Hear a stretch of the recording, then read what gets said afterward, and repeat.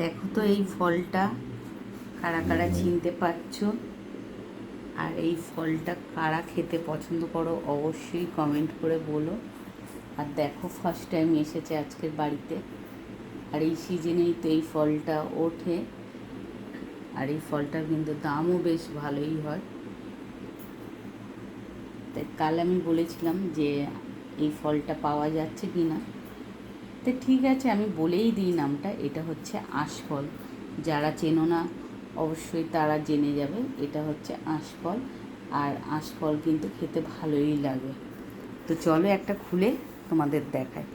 তো দেখো আমি আঁশফলটা ছাড়িয়ে নিয়েছি, এই যে খোলা হয়, আর আঁশফলটা এরম করে ছাড়িয়ে নিয়েছি। আর এই সাদা শাঁসটাই খায়, খেতে খুব টেস্টি হয়, মিষ্টি হয়, খুব ভালো লাগে। তো তোমাদের কেমন লাগলো অবশ্যই কমেন্ট করে বলো।